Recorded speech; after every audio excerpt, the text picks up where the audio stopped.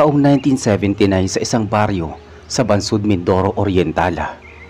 Namumuhay si Ginoong Kulas, isang magsasaka at kilalang taga-alaga ng mga hayop, lalo na ng kanyang kalabaw na si Dako. Bata pa lamang si Kulas ay kasama na niya si Dako. Mula sa pagiging bolo hanggang sa pagiging ganap na alaga sa bukid. Di bali nang walang pera, basta may kalabaw ka, mabubuhay ka. Madalas sabihin ni Ginoong Kulas habang hinihimas ang batok ni Dako. Ang matandang si Kulas ay mag-isang nakatira sa kubo malapit sa tabing ilog. Walang asawa, walang anak, at ang tanging pamilya niya ay si Dako. Pero sa mga sumunod na buwan, nagsimula ang kakaibang takot sa buong baryo. May mga batang nawawala tuwing kabilugan ng buwan. May mga baka at kambing na natatagpo ang walang laman loob. Tila sinimsim ang dugo, pero hindi kinain ang laman. Ang mga matatanda sa baryo ay may bulong-bulungan. Aswang yata, baka bumalik na yung mga grupo ng aswang sa kabilang barangay. Narinig ko galing sa kapis pa. Nako, sabi ng isa. Pero sa halip na matakot, naging mas aktibo pa itong si Ginoong Kulas. Binabantayan niya ang paligid ng kanyang bahay. Isang gabing madilim at maulan, dumungaw siya sa bintana at nakita ang kalabaw niyang si Dako na tila may sakit. Lumapit agad siya. O Dako, anong problema? Anong nangyari sa'yo? Bulong ni Ginoong Kulas habang unti-unting hinihimas ang ilong ng hayop. Ang katawan ni Dako ay nangihina, nanginginig at tila may sugat sa tagiliran. May bakas ng kagat at pagbukas ng bibig ng hayop, nalaglag ang isang malaking ngipin. Isang uri ng pangil na kulay itim, matulis at mainit-init sa palad. Hinugasan ito ni Kulas at nilagay sa isang tela. Kinabukasan, patay na si Dako. Hindi mapaliwanag ni Kulas ang sakit sa dibdib, ngunit sa parehong araw, naramdaman niyang may kakaiba sa katawan niya. Habang binubuhat niya ang punong kahoy sa dating hindi niya kayang galawin, mag-isa lamang niyang ginawa. Tila ba naging magaan ito sa kanyang likod. Teka, bakit ganito? Mahina niyang usala. Hindi nagtagal napansin niya rin na kapag siya'y tumatakbo, tila 3 ulit ang bilis niya kumpara sa dati. Ang paningin niya sa dilim, hindi na rin gaya ng dati. Parang nakikita niya kahit walang ilaw. At sa bawat gabi, parang may bumubulong sa kanya na, bantayan mo ang baryo, gamitin mo ang lakas.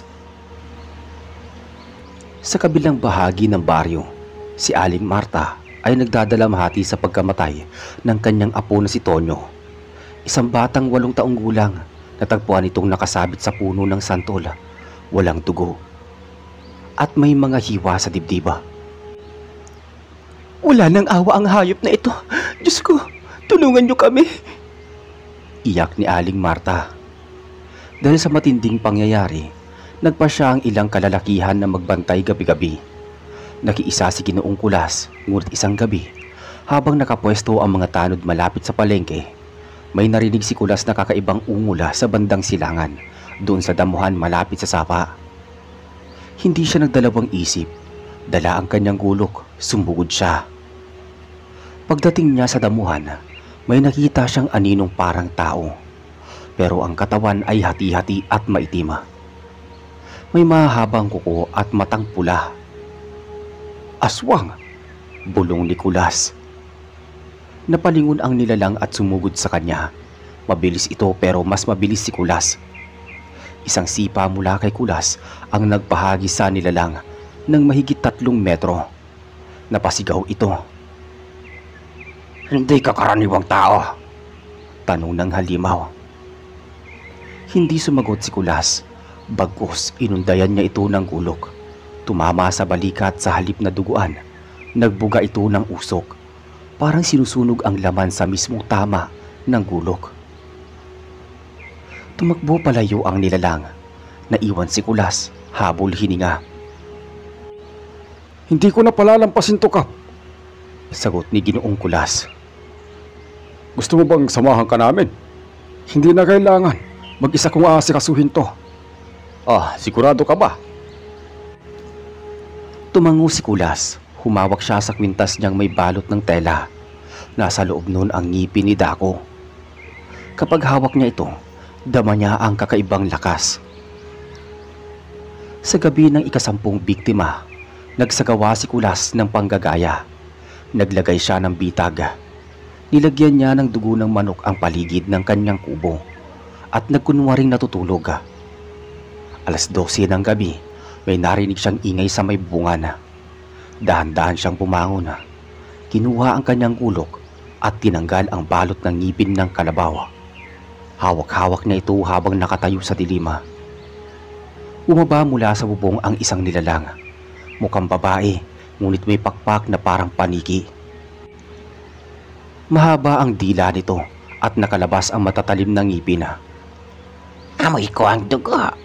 Ikaw ang dahilan kung bakit nawawala ang mga kasama ko. Sabi ng nilalang. Si Ginoong Kulas hindi siya kumibo. Sa mismong sandaling yun, tila sumanib sa kanya ang kaluluwa ni Dako. Lumakas ang kabog ng dibdib niya at ang mga mata niya ay tila nagliliyab. Lumakas ang tunog ng kanyang hininga. Hindi ka na makakalis ng buhay. Ani ni Kulas. Hawak pa rin niya ang ngipin ng kalabaw habang nakatitig sa aswang na nagpakilala. Huminga ng malalim si Kulas at sa gabing yon, nag-umpisang pumitik ang puso ng laban. Tumalon ng aswang mula sa lupa at nagpakawala ng malakas na ungol. Mabilis siyang lumipad sakay ng dilim patungo kay Kulas. Ang pakpak ay humahaplos sa hangin na parang matulis na tabak. Hindi nag-atubili si Kulas. Sinubo niya ang ngipin sa bibig at sa isang iglap ay tumagos sa dibdib ng halimaw ang matalim niyang gulok. Sumigaw ang aswang. Maya-maya nagunwaring duwag at nagpalabas ng usok mula sa kanyang tinamaan. Pero hindi umatras si Kulas. Tikman mo ang bagsik ng ngipin ng kalabaw. Sabay buntong hininga niya habang muling binuno ang gulok sa tiyan ng nilalang. Biglang nawala ang liwanag sa paligid at may madilim na hangin ang dumaloy. Napalayo si Kulas, lalong hinawakan ang ngipin. Nabuo ang tinig ni Dako sa kanyang isipan. Tanggapin mo, wika ng tinig. Lumakas ang tibok ng dibdib niya nang maglaway siya ng malakas. At saka binato ang ngipin sa muka ng nilalang. Natumba ang aswang sa lupa at parang naulila sa biglaang kirot. Humuni itong parang paru-paro na nahuli sa lamina ng kutyapi. Mamamatay ka rin. Tuyong boses ng aswang habang unti-unting naglalaho ang anyo. Makalipas ang ilang segundo, tahimik na ang paligid. Nakatayo si Kulas na nanginginig, pero di magmaliw ang tapang sa kanyang mga mata. Umalik sa kanya ang ingay ng hangin sa may tabing ilog. Kinabukasan, kumalat ang balita sa buong baryo. Si Ginoong Kulas daw ang nakapatay sa isang aswang. Nagtipon-tipon ang mga magsasaka doon sa plaza.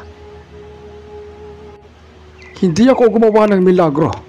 Ginamit ko lang ang kaloob sa akin ng aking kalabaw. Tunay nga may kababalaghan, sagot naman ni Mang Hirming habang nakapatong sa kanyang kariton. Maya-maya dumating si Kapitan Enrico at Aling Marta kasama ang iba pang kamag-anak ni Tonyo. May dalang krus at kandila si Aling Marta. Salamat sa iyo, Kulas. Luhaing sabi ni Aling Marta. Naway matapos na ang lahat ng lagim sa baryo. Dagdag pa niya. Lumuhod si Kulas at tumango. Hindi nagsalita, ngunit lumalim ng sombrero. Malalim ang iniisip niya. Mayroon pa bang natitirang aswang sa kagubatan? Ilang gabi ang lumipas, may narinig na bulong mula sa gubat si Kulas. Dumilim ng husto at walang bituin na makikita. Nagsindi siya ng ilawan at naglakad patungo sa lumang kapatagan. Dahan-dahan lang, dala niya ang gulok at ngipin na nakabalot sa puting tela. Sa gitna ng kapatagan, nakita niya ang isang silhueta na maliit na tao. Tila batang babae, nakayuko at gumagapang. Ano ginagawa mo doon? Tanong ni Ginoong Kulas sa dilima. Hindi sumagot ang bata. Nang lapitan ni Kulas, napansin niyang hubad at mamura ang balat. Pambahay na damit ng bata, parang lumang piraso ng tela, hindi tugma sa bagal ng kilos nito. Habang lumalapit si Kulas, biglang tumalikod ang bata at nagpakita ng muka. Walang mata, dalawang bunganga na magkatabi at puno ng ngipin. Aswang! Aswang kang bata ka! Natigilan si Kulas. Tumalikod itong muli at tumakbo, parang inakay ng hangin. Bumuntong hininga si Ginoong Kulas at saka sumunod. Maya-maya sa likod niya, naramdaman niyang may humahaplos sa balikat. Humiga ang takip ng ilaw sa may mukha niya at nakita ang maitim na kamay ng aswang. Ginoong Kulas, Nitong boses ng nilalang. ang lakas mo. Pero gusto kong malaman kung hanggang saan ang kaya mong gawin. Hinarap niya ang kamay, hinawakan at pinaghugot ng lakas. Hinila niya pababa hanggang sa makita ang itsura ng aswang na binata. May litid na suot ito, nanginginig. Bakit mo ginagawa to?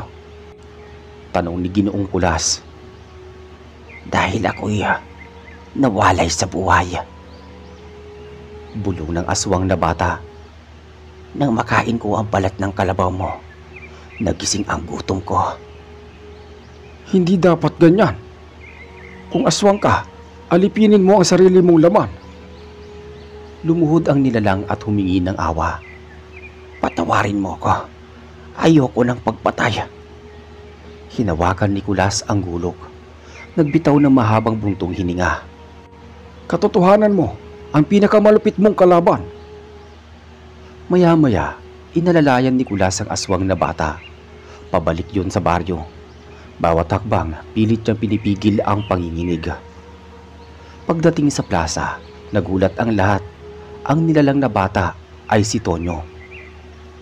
Si Tonyo ng barangay Malalaga, na inaakala ng patay na ang nakayuko sa harap ng mga tao. Pinaglapatan ng pananampalataya ni Aling Marta si Tonyo at si Kulas. Nagdasal ang bayan at inihandog ang kandila. Ngunit sa puso ni Ginoong Kulas, alam niyang hindi pa tapos ang laban. May natitira pang lakas ng kalabaw. May natitira pang gabay si Dako sa kanya. Muling tumahimik ang gabi at sa pagbukas ng buwan, muling may maririnig na yabag sa may ilog. Usok sa sapa at bulong. Magalipas ang 3 gabi, matapos ang insidente sa Kapatagan, tila tahimik ang baryo. Ngunit sa puso ni Ginoong Kulas, batid niyang panandalian lang ang katahimikan.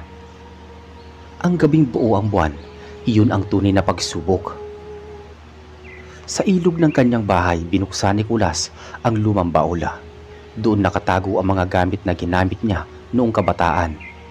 Sibat, lumang anting-anting at ang telang pinalibutan ng ngipin ni Dako. Maingat niyang nilinis ito at muling isinilid sa may lalagyan. Ngipin mo, Dako. Hindi lang lakas ang ibinigay mo sa akin. Gabi-gabi kong naririnig ang boses mo. Para kang buhay.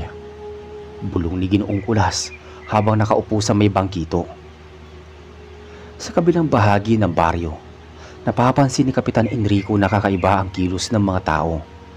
May ilan na hindi lumalabas ng bahay tuwing dapit hapon. May mga magulang na ayaw ng pag-aralin ang mga anak kapag papalapit na ang dilim. Hindi pa tapos ang problema natin. Sabi ni Kapitan sa isang pulong kasama sina Aling Marta at Mang Hirming. Baka may kasabwat pa yung aswang na yon. Baka hindi lang siya mag-isa. Sagot ni Mang Hirming habang kumakain ng nilagang saging. Tahimik lang si Aling Marta. Yakap-yakap ang retaso ng damit ni Tonyo. Ang batay hindi na muling nakita matapos muling maglaho isang gabi. Nalaman na lang ng lahat na nagising si Ginoong Kulas isang umaga at wala na ang bata sa kanyang kubo. Hindi siya masamang bata. Pero may bumubulong pa rin sa kanya.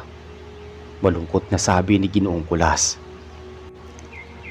Dumating ang gabi ng kabilugan ng buwan. Tahimik ang paligid pero dama ang tensyon. Ang mga aso sa paligid ng baryo ay tila balisa, tumatahol, umuungol at parang may naaamoy sa hangin. Pinalibutan ng mga tanod ang paligid ng baryo. May dalang sulo at gulok. Nasa gitna ng kagubatan si Ginoong Kulas, nakaabang. Hawak niya ang sibat at ang pulseras na may ngipin ni Dako. May narinig siyang lagaslas sa ilog. Dahan-dahan siyang lumapit doon. Sa ilalim ng punong balite, may 3 nilalang na nag-uusap sa isang di kilalang wika. Ang mga balat nila ay kulay abuhin, may pakpak at makakapal ang kuko. Isa sa kanila ay may mahaba at pilipit na leeg, parang ahas. Hindi pa rin natin makuha ang sanggol na yon. Kailangan nating tapusin ang matanda. Sabi ng nilalang na parang babae ang boses. Siya ang may hawak ng ngipin. Hanggat nasa kanya yon, may hirapan tayo. Sagot naman ng isa pa. Lumabas si Ginoong Kulas mula sa likod ng mga dahon. Hinahanap niyo ba ako? Narito ako. Malakas niyang sigaw. Nagulat ang 3 nilalang. Agad silang sumugod. Lumipad ang isa, sumalampak ang isa sa lupa at ang isa ay dumapa sa sanga at parang ahas na gumapang pababa. Itinaas ni Ginoong Kulas ang kanyang pulseras na may ngipin. Nagliwanag ito. Sumigaw ang mga nilalang. Anong ilaw yan? Masakit sa mata. Humarap si Kulas. Inundayan ng sibatang una. Tumagos sa dibdib. Nagliyab ang laman ng halimaw. Napapasigaw ito at bumagsak sa lupa. Ang pangalawang nilalang ay lumipad pataas at umatake mula sa likod. Ngunit nasalo ni Kulas ang hampas gamit ang braso. Tumalsik siya sa tabi ng puno pero agad na bumangon. Mahal kong kalabaw, hindi ko hayaang mantsahan ang alaala mo ng mga nilalang na ito. Sumugod si Kulas. Nagbitaw ng 3 mabibilis na suntok sa sikmura ng halimaw. Napaurong ito at duguan ang bibig. Ang huling nilalang na may ahas na leeg ay pumalibot kay Kulas at tinangkang lunuri sa sarili niyang katawan. Sumigaw ito ng salitang hindi maintindihan. Tila nag-aanyaya ng iba pang nilalang. Ngunit sa gitna ng dilim, muling nagliyab ang ngipin ng kalabaw. Napakagat si Kulas sa tela at sa paghawak sa pulseras, napakalakas niya. Isang matinding sigaw ang pinakawalan ni Ginoong Kulas. Tumalsik ang 3 nilalang. Napugutan ng leeg ang isa. Nabiyak naman ang katawan ng ikalawa at nawasak ang mukha ng huli. Tumahimik ang gubat. Kinabukasan, naglakad si Kulas pabalik sa baryo. Putikan ang damit. May dugo sa bisig at sugatan ang paa. Ngunit ang kanyang mata ng isang tagapagtanggol. Lumapit si Kapitan Enrico. Anong nangyari? Tinapos ko na ang 3 katawan ng aswang, pero may mas malakas pa. Sagot ni Ginoong Kulas. Ibig mo sabihin, meron pa? Oo, ang may tunay na lahi ang pinuno nila. Teka, nasaan siya? Naghihintay lang. Magsasapit ang pista sa baryo. Maraming naglalagay ng palamuti pero lahat ay may kaba. Kahit ang simbahan ay mas pinuno ng kandila kaysa sa tao. Naramdaman nila parang hindi pa tapos. Lumapit si Aling Marta kay Ginoong Kulas. May dalang supot ng bigas. Ito Kulas para sa'yo. Hindi man kita masuklian sa kabayanihan mo, kahit ito lang. Maraming salamat, Aling Marta. Sagot ni Kulas, sabay yuko. Nasaan ba si Tonyo? Hindi ko na siya nakita pa. Pero naniniwala ko nasa mabuting kalagayan siya. O baka mas pinili niyang bumalik sa pinagmulan niya. Ang sakit isipin, pero siguro nga may dahilan. Sa isang gabi bago ang mismong pista, muling lumakas ang ulan. Umalon ang ilog. Naglaho ang buwan sa makapal na ulap. Sa gitna ng dilim, may isang boses na bumulong sa tenga ni Ginoong Kulas. At ang sabi noon, halika Kulas, tapusin mo na. Tumayo siya, kinuha ang kanyang gulok, pulseras at sumakay sa may kariton na hila ng bagong kalabaw na pinangalanan niyang Anino. Tumungo siya sa pinakatimog na bahagi ng bundok, ang lupa ni Bayang Itima. Madilim at madulas ang daan patungo doon sa isang bahagi ng bundok na halos kinatatakutan ng buong baryo. Sabi ng matatanda, doon daw nanananahan ang mga nilalang na hindi tanggap sa liwanag at doon din tinatapon ang kaluluwa ng mga nilalang na nagmula sa lahi ng mga halimaw. Tahimik si Ginoong Kulas habang tinutulak ang kariton paakyat. Umaambon at ang ulap ay halos bumaba sa may daan. Ang putik ay umaabot sa kanyang tuhod pero hindi siya tumigil. Sa kanyang dibdib nakasabit pa rin ang pulseras na may ngipin ni Dako. Nakabalot ito sa makapal na tela at sa bawat hakbang ni Kulas ay tila sinusundan ng mga mata sa dilima. Pagdating niya sa paanan ng malaking kuweba, pumungad ang isang matandang babae na may mahabang buhok, halos abot sa lupa. Mapuputi ang mata at tila hindi tao ang galaw. Narito ka na, sabi ng babae. Pinuno ng mga nilalang. Ikaw ba yon? Tanong ni Kulas.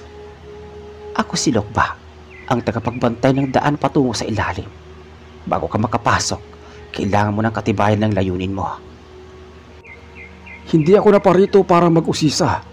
Narito ako para tapusin ang kabuktutan ng mga nilalang mong umaalipin sa mga inosente. Hindi mo kakayanin. Ang ugat ng kadiliman ay hindi basta puputulin ng isang magsasaka.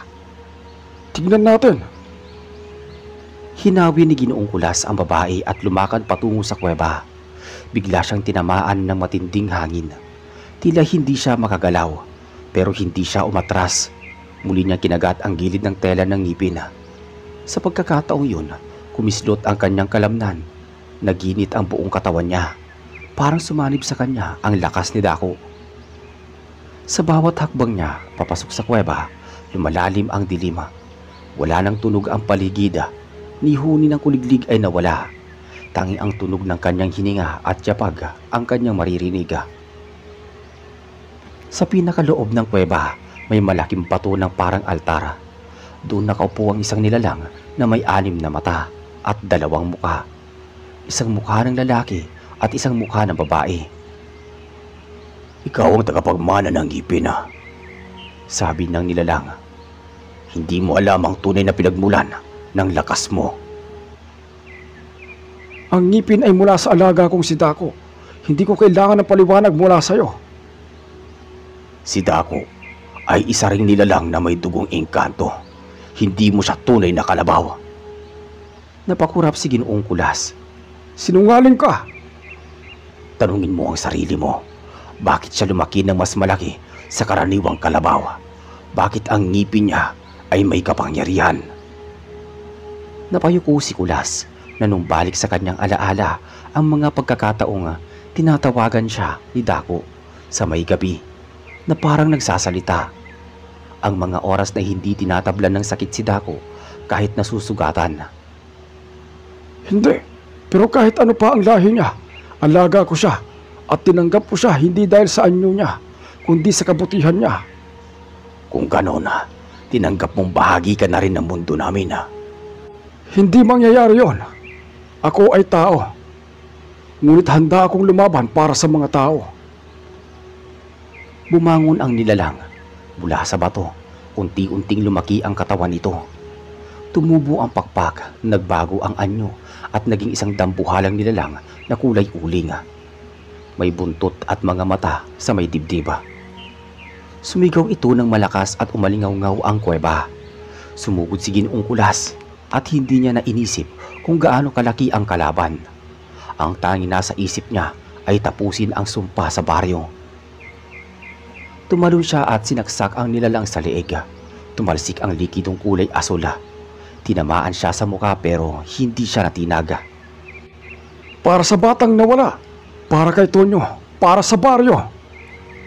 Hinampas niya ang pulseras sa mukha ng nilalang. Parang nasunog ang balat nito. Humiyaw ang halimaw. Napasubsob sa lupa at tila nabiyak sa gitna ang katawan. Umagsak ang kuweba. Nayanig ang lupa. Tumakbo si Ginoong Kulas palabas habang humahabol ang alikabok at bato. Pagkalabas niya, nakita niya si Anino na naghihintay na sumakay siya agad at sabay silang lumayo sa gumuguhong kuweba. Pagsikat ng araw, balik sa baryo si Ginoong Kulas. Walang bitbit kundi sugat at alikabok. Lumapit si Kapitan Enrico at tinulungan siyang bumaba. Wala nang pinuno. Wala nang magpapalaganap ng dilim. Umiyak si Aling Marta sa tuwa. Lumapit ang mga bata at binigyan ng salabat si Kulas. Sa simpleng upuang kawayan, naupo si Ginoong Kulas, tahimik at pagod. Pero sa dibdib niya, dampa pa rin niya ang pintig ng ngipin ni Dako. Hindi pa tapos ang lahat hanggat may gabi. May posibilidad ng dilima at hanggat may tumatayo para sa tama, may pag-asa ang baryo. Makalipas ang ilang linggo mula nang gumuho ang lupa ng isang kuweba, tuluyang bumalik ang katahimikan sa baryo. Ang mga tao'y muling nagbukas ng tindahan, nagsimulang magsaka at unti-unting bumalik ang sigla ng palengke. Ang mga batay muling naglalaro sa gitna ng kalsada at tunog ng kampana mula sa kapilya ay muling naririnig tuwing umaga.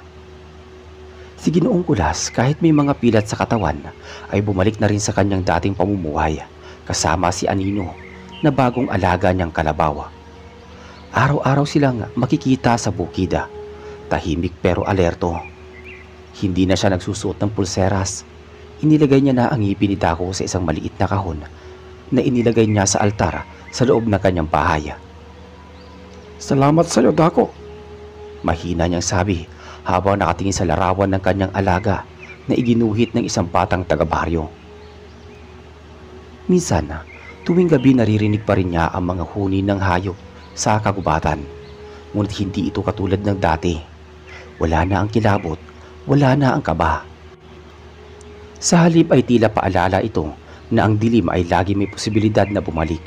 Pero habang may mga kagaya ni Kulas, hindi ito mananaig. Isang araw lumapit si Kapitan Enrico kay Ginoong Kulas habang ito ay nagpapahinga sa ilalim ng puno ng mangga. Kulas, may mga taga-ibang bayan na gustong bumisita rito. Narinig daw nila ang ginawa mo. Gusto ka nilang makausap. Ganun ba? Wag na. Hindi ko to ginagawa para kilalanin. Ginagawa ko to dahil dapat lang. Gusto ka namin parangalan sa pista. Hindi mo man gustuhin, kami mismo ang gagawa ng paraan para maalala ka. Umiling si Kulas. Kung gusto nyong maalala ang ginawa ko, ituro nyo sa mga bata ang tama. Sabihin nyo sa kanila na may halimaw sa mundo, pero mas masahol ang tao kapag nabulag-bulagan. Tumango si Kapitan Enrico at hindi na muling nagpumilit. Dumating ang araw ng pista sa gitna ng sayawan, kantahan at paligsahan ng mga kabataan. May isang parte ng programa kung saan tinipon ng buong barangay sa plaza. Tahimik ang lahat. Isang batang babae ang umakyat sa may entablado. Dala ang isang maliit na kahon. Binuksan ito at sa loob ay makikita ang kopya ng ngipin ng kalabaw. Ginawa ito mula sa kahoy. Simbolo ng lakas at katapangan. Ang ngipin ng kalabaw ay alaala ng isang alagang may malasakit at isang taong lumalaban para sa lahat kahit siya ay mag-isa. Sabi ng bata. Nasa malayo si Ginoong Kulas, nakaupo sa ilalim ng puno. Hindi siya lumapit. Tahimik siyang ngumiti habang pinagmamasdan ang mga batang tumatakbo, nagtatawanan at walang takot sa paligid. Hindi na kailangang marinig ang pangalan niya. Ang mahalaga, ligtas na ang baryo at kung sakaling dumating muli ang kadiliman, may kasunod na tatayo. Ang tunay na lakas ay hindi nasusukat sa laki ng katawan o tindi na suntok, kundi sa tapang ng puso. Sa panahon ng takot, may mga taong pinipiling tumindig kahit nag-iisa. At kung papaano ang isang kalabaw na inalagaan mula pagkabata ay nag-iwan ng ngipin na may kapangyarihan. Ganoon din ang alaala ng kabutihan, mananatili, magbibigay ng gabay at magsisilbing armas sa kinabukasan. Maraming salamat po sa inyong pakikinig. Kita-kits tayo sa susunod na kwento. Ay nako, gabi na naman. Ang tumal ng benta. Di ko na naman napaubos tong paninda ko. Malamang ulam na naman to bukas ng umaga. Aray! Sigaw niya ng matalisod sa isang bato at nawalan ng balansi sa kanatumba. Kasunod nun ay nakarinig si tatay ng kakaibang kaluskos sa di kalayuan. Sandali siyang tumigil upang pakiramdaman ang pinanggalingan ng ingay. Teka, ano yun? Parang ngayon lang ako nakarinig ng ganoong tunog Diyos ko, huwag naman sana. Nakalimutan ko hindi nga pala dapat ako nagpapagabi sa daan. May mga gumagala pala na aswang dito sa baryo namin. Subalit nang makatayo na siya, ay bumagsak mula sa itaas ang isang malaki at mabalahibong nilalang. May matutulis na kuko at naglalaway na tila malalagkit at dikit-dikit. Meron din iyong masangsang na amoy. Aswang! Tigilan mo siya, Ordon. Sana pala hindi na kita binuhay pa nung huli tayo nagkasagupa. Pero huwag kang mag-alala dahil ito na ang huli mong paglitaw sa mundo ng mga mortal. Bago po natin simulan ang buong istorya, huwag niyo pong kalimutang mag-subscribe para lagi po kayong updated sa ating latest uploads. Maraming salamat. Si Reggie, isa lamang po iyon sa nakakakilabot na karanasan na ikinuwento sa akin ng aking ama na si Tatay Joey noong ako ay nasa edad na 22 taong gulang pa lamang. Bagamat 2 dekada na ang nakakalipas, ay hinding-hindi pa rin maaalis sa aking alaala ang bawat detalye ng kanyang sinalaysay. Hindi lamang po si Tatay ang may kahindik-hindik na karanasan tungkol sa mga aswang noon sa aming probinsya. Dahil ako rin po mismo ay may personal na karanasan na hindi makakalimutan at iyon ang ibinahagi ko sa inyo ngayong araw na to. Ngunit hayaan po muna ninyo ako magpakilala. Ako po si Paulo, solong anak ng aking mga magulang. 42 taong gulang sa ngayon at nagtatrabaho bilang timekeeper sa isang construction site dito sa Marikina. Dito na rin po kasi kami nakatira ngayong kasama ng aking asawa at 2 naming anak. Tubong kapis po ako at ganoon din naman ang aking mga magulang.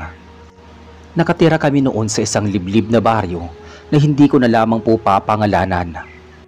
Ngunit tandang-tanda ko pa, noon na pawang mga maliliit na ilaw lamang na nagmumula sa gasera ang nagiging tanglaw sa mga kabahayan sa tuwing sasapit ang dilim. Wala pa kasi mga koneksyon ng kuryente at tubig sa baryo namin noon. Maging ang mga iskinita at kalsada ay pawang mga lubak-lubak at butas-butas pa. Madalas nga ay nababalahaw doon ang mga gulong ng iba't ibang sasakyan sa tuwing matatapos ang pagbuhos ng ulan at nagiging maputit ang daan. Balik tayo sa kwento, si Reggie. 20 taong gulang ako nang mangyari ang sunod-sunod na pag-atake ng mga aswang sa baryo namin noon. At simula noon, dinala ko na sa aking buong alaala ang paniniwala sa mga aswang hanggang sa ngayon at maging hanggang sa aking pagtanda pa. Kawawang si Tang. Nagpaalam lang daw na pumunta sa kamag-anak sa kabilang baryo kagabi para bumisita. At ang usapan nilang mag-asawa uuwi siya sa kasunod na gabi.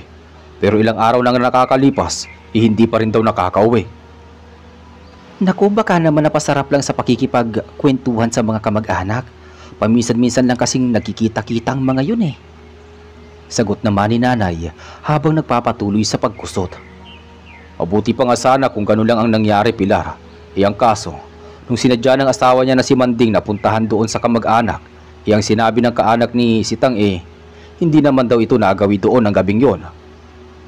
Mahabang sagot ni Tatay. Kaagad naman kami nagkatinginan ni nanay. Saglit siyang napahinto sa ginagawa at ako naman ay napabuntong hininga. Alam na kasi namin kung ano na naman ang tinutumbok ng kwentong iyon ni Tatay. Huwag mong sabihin inaswang si Sitang, Joey. Pagkukumpirma ni nanay na may halong kaba sa boses. Malungkot man sabihin, Pilar, pero ganoon na nga. Natagpuan ang bangkay niya na wala ng buhay doon sa may maisa ni Kaemeng. Naninigas na at walang anumang dugo sa katawan. Ano ba naman ang aasahan natin sa bangkay ng taong inaswang, hindi ba? Sa narinig ay bigla kong kinilabutan. Sa totoo lang kasi ay hindi lamang iyon ang unang beses na mayroong ganoong pangyayari sa aming lugar. At nais nga sana namin na masanay na lang, ngunit paano namin magagawa yon kung buhay namin ang nakaambang na mawala anumang oras? Tay, ngayon po ba hindi pa rin nalalaman kung sino ang aswang na umaatake dito sa baryo natin? Nag-aalalang tanong ko naman. Mukhang malabo pa sa ngayon, Paolo anak. Simula namang ibang bayan si Albulareng Rosing, nagsunod-sunod na madilim na kaganapan dito sa ating baryo. Diyos ko, huwag naman sanang ang pamilya naman natin ang kasunod na mabiktima. Nay, ako na lang po ang tatapos itong mga labahan natin. Magpahinga na muna kayo ni tatay. Magalang na presenta ko naman. Hindi anak, pasensya ka na. Nabigla lamang ako sa balitang dala ng tatay mo. Napakabuting tao ni Sitang para kitilin ng ganoon-ganoon lang ang buhay. Bakit po kasi gabi siya napunta doon sa may kamag-anak niya? Alam naman siguro niya ang tungkol sa mga aswang na pakalat-kalat dito sa atin eh. Tanong ko habang nakatingin kina tatay at nanay. Nako, ikaw naman Paolo. Para namang bago ka lang ng bago dito sa baryo natin. Alam mo naman na sa tuwing alas 7 lamang ng gabi huling biyahe ng truck ni Mang Dado patungo sa kabilang baryo. Patapos noon kinabukasan na ang kasunod na biyahe. May palagay ako na hindi na nakarating sa kanyang kamag-anak si Sitang. Marahil pagbaba niya sa truck ni Mang Dado, doon na siya inatake ng aswang. Hindi ba mula doon sa babaan niya masyado pang malayo ang bahay ng kanyang kamag-anak? Diyos ko, Sitang, ang kaibigan ko. Napapabulong at napapaantan na lang si nanay. Malamang, iganon nga nangyari. Yun din kasi sa pantanang kababaryo natin eh. Dahil nga kasi sabi ng kamag-anak, hindi naman daw doon napunta itong si Sitang. Ibig sabihin, hinarang na siya ng aswang bungad pa lang. Pagpapatuloy pa ni tatay. Nanlulumo naman na natahimik na lamang si nanay habang nakaupo sa bangkito at tila inaalala ang nakaraan nila ng kanyang kaibigan at kababata na si Aling Sitang. Si Reggie nagluksa ang aming baryo dahil sa sinapit na iyon ng kaibigan ni nanay. Kasama na rin na ipinagluksa ng mga tao ang mga naunang biktima ng walang kalaban-laban. Kaya naman nasabi ni nanay at tatay na maswerte si tatay dahil nailigtas ito noon ng isang nilalang na nagngangalang Astro. Hoy Bonoy, Argo, bakit yung binabato si Lolo Melencio? Mga wala ba kayong magawa?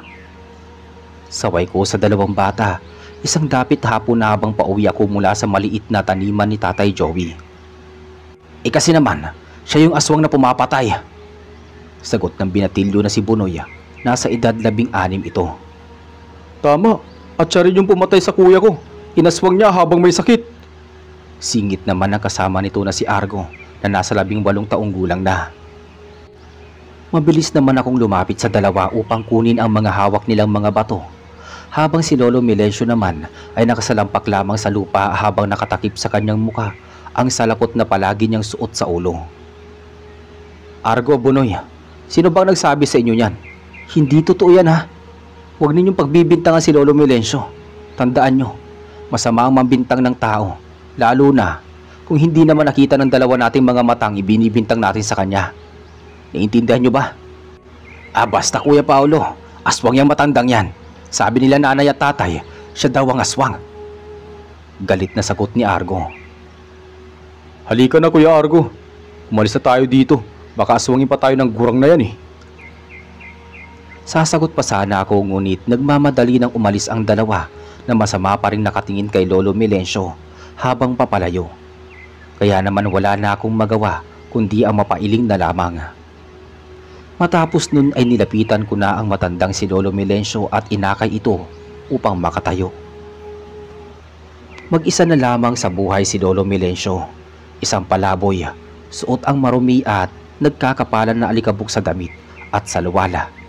May mahaba at nanlalagkit at dikit-dikit na buhok. At ang ngipin niya ay naninilaw na rin. Palagi siyang may suot na salakot sa ulo. At kung minsan naman ay inilalagay niya iyon sa muka kapag merong mga batang umaatake sa kanya upang siya ay paglaruan at saktan. Pagala-gala lamang siya sa baryo at maging sa iba pang mga karatig lugar. Hindi na rin bago sa mga tao sa amin na ganoon ang itsurang ipinapakita nila sa matanda. Lalo pa at madalas ay nakikita lamang siya sa oras na madilim na at malapit ng gumabi. Kaya naman, hindi maialis sa isip ng mga residente na siya nga ang aswang sa lugar namin. Ngunit dahil sa isa man sa kanila ay wala nang matibay na pruweba, kaya walang sino man ang nagtatangkang paslangin siya ng lubusan. maliban na lamang sa mga bata na hindi pa lubos na uunawaan ang mga pangyayari. Saan ka ba nang galing, Paolo? At gabi ka nang nakauwi? Ha? Hindi tuloy kami makakain ng nanay mo dahil sa kakahintay sa'yo. Galit na sita sa akin ni tatay pagdating ko sa bahay. Pasensya na po, tay. May tinulungan po kasi ako si Lolo Melencio kasi. Nakita akong binabato siya ng Bunoy at Argo. Tapos sinasabi pa nila na siya raw yung aswang. Dahil iyon din naman ang sinasabi ng mga magulang nila sa kanila. Mahabang pagsasalaysay ko naman. O siya, sige na Paulo anak. Maupo ka na at baka lumamig na ang pagkain natin. Joey, tama na munang paninermon ha. Nasa harapan tayo ng hapagkainan. Mahinahon na saway ni nanay kay tatay habang sila rin ay umupo na sa harap ng mesa. Paano ba namang hindi pagdududahan niyang si Melencio? Sa itsura pa lang hindi nakatiwa-tiwala. Paminsan-minsan nga nagsosospetsa na rin ako dyan Kita mo nga tuwing gabi lang nakikita sa labas. At kapag mataas na ang araw, wala nang nakakaalam kung sang lupalop na siya pumupunta. Mababa ngunit may tunog ng pag-uusga na sabi ni tatay. Psst, ano ka ba naman, Joey? Huwag ka nga magsalita ng ganyan sa harapan ng pagkain. Pang-uusga yung sinasabi mo sa tao. Marahang saway naman ni nanay sa kanya. Totoo naman talaga di ba? Ikaw ba? Kilala mo ba talaga kung sino yan? Bigla na lang sumulpot dito yan na parang kabote. Tapos dito pa pumipirme. Di wala ngang kamag-anak yan di aswang nga. Ibig niyo po sabihin matagal nang pakalat-kalat sa lansangan niyan si Lolo Melencio? Kahit noon pa hindi niyo pa nakikita na isa man lang sa kamag-anak niya? O anak o apo? Takang sunod-sunod na tanong ko naman. Narinig ko na pabuntong hininga si nanay bago nagsalita. Walang sino man ang nakakaalam kung saan nagmula si Lolo Melencio. Basta nakita na lang namin yan dito noon. Sugatan, nangihina ang katawan at parang galing sa anumang pakikipaglaban. At dahil sa awa naman ng mga kababaryo natin, iginamot siya at inabutan ng mga pagkain hanggang sa bumuti ang kanyang kalagayan. Mahabang pagsasalaysay ni nanay sa mababang boses. Bakit po walang sino mang nagpatira sa kanya sa bahay? Takang sunod na tanong ko naman. Marami na sila. Maging kami noon ng tatay mo sinubukan siyang patuloyin dito sa munting bahay natin. Kaya lang pagising namin isang umaga, wala na siya. Ganon din daw ang ginagawa niya sa mga naunang nagpatira sa kanya noon. Matapos makikita na lang namin na madungis ulit at babaho at mukhang wala sa sarili. Kaya ayun, hinayaan na lang namin. Mahabang dagdag pa ni nanay. Natural, nagsawa na rin siguro yung mga kababaryo natin na palaging tinutulungan niyang matandang yan. Kung siya nga mismo ayaw niyang tulungan yung sarili niya. Ay nako. Sir Reggie, matapos ang usapan at hapunan namin na iyon, ay labis akong napaisip. Sumagi sa utak ko ang mga tanong na, paano kaya nabubuhay at napapakain ni Lolo Melencio ang kanyang sarili? Paano ito nananatiling ligtas laban sa mga aswang na walang habas na pumapatay at kumikitil ng mga buhay ng mga walang kalaban-laban? Ngunit dahil sa malalim na isiping iyon, hindi ko na malayan na nakatulog na pala ako. Lumipas ang ilang araw, linggo at buwan, naging maayos at tahimik naman ang buhay sa aming baryo. Wala na kaming nababalita ang mga nabibiktima ng mga aswang. Maging ang mga alagang hayop ng mga tao doon, bagamat nasa labas lamang na kani-kanilang mga kulungan, ay hindi na rin napipinsala. Isang maulan na gabi, tangi mga patak lamang ng tubig ang naririnig sa paligid. Nakaupo ako sa pintuan ng aming bahay habang hinihintay ang pagdating ni nanay at tatay. Nagtungo kasi sila noon sa isang pagtitipon na ipinatawag ng aming kapitana. At tila hinihintay muna ng mga ito na huminto ang ulan, kaya sila ginabi ng uwi. Maya-maya narinig kong tila may tumatawag sa aking pangalan. Bahagya akong nagpalinga-linga. Kahit may mga patak ng ulan ay nangingibabaw pa rin ang tinig na iyon na hindi ko mawari kung saan nagmumula. Nay, tay, kayo po ba yan? Ngunit tanging pagtawag muli sa aking pangalan ang naging tugon ng naturang boses. Kaya naman labis ang aking pagtataka. Sino ka ba? Magpakita ka. Huwag mo nga akong tinatakot. Hindi dahil mag-isa lang ako ngayon dito sa bahay matatakot na ako sa'yo. Lumabas ka. Magpakita ka. Sigaw ko, ngunit sa totoo lang ay takot na rin talaga ako ng mga sandaling yon. Ako ito, Paolo. Tumingin ka sa labas. Nandito ako sa tabi ng punong mangga. Sagot naman ng boses. Dahil doon ay kaagad kong kinuha ang lumang sako upang gawing pantulakbong laban sa ulan at lumabas ng bahay.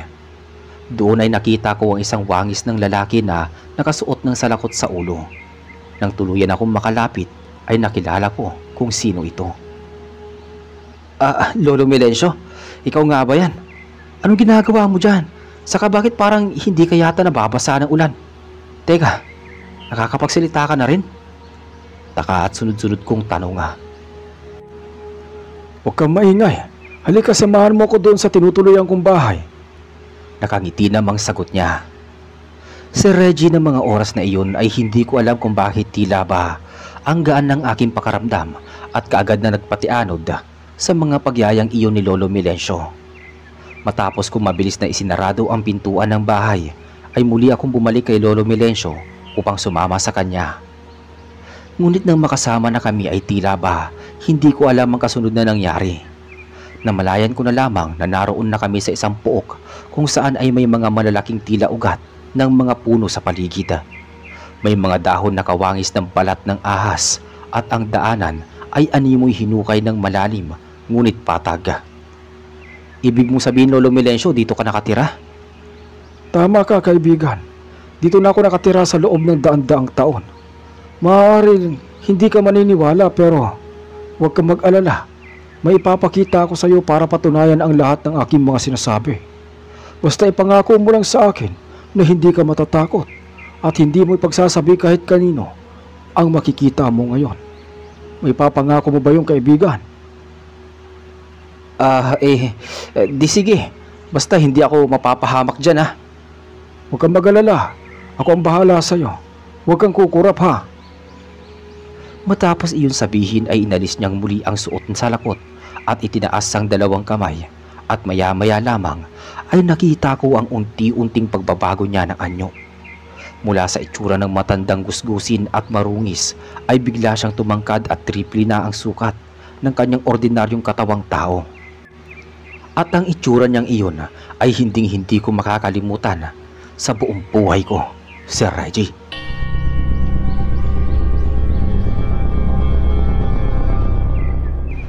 Nagkaroon siya ng kulay sobrang puting mga balahibo sa buong katawan. At ang kanyang mata ay naging kulay pinaghalong asul at abuhin. Ang kalahating katawan sa ibabang bahagi ay may mga paa ng kagaya ng isang tao ngunit may mga matatalas na kuko at balot din sa kulay puting balahibo. At ang kanyang mga tenga ay may tulis na tila isang kuneho. At nang tignan ko ang kanyang muka ay umusli iyon at naging kawangis ng isang lobo sa kabilugan ng buwan. Maging ang kanyang mga kamay ay humaba din at nagsiuslian ang mga matatalas niyang kuko. Patapos ay nagpakawala siya ng isang napakalakas at nakabiminging pag-alulong na animoy isang asong tumatangi sa gitna ng dilim. Nang mga sandaling yun ay pinagdasal ko na sana ay panaginip lamang ang lahat. Sinubukan ko pang ikurap-kurap ang aking mga mata upang tiyakin na nasa realidad ba ako, subalit walang nagbago. Kaya naman napatunayan ko na hindi iyon isang imahinasyon o panaginip lamang. Ito ang tunay kong anyo, kaibigang Paolo. Tayong sa mga katulad mo lamang na mabuting kalooban, ipinapakita ko ang tunay kong anyo.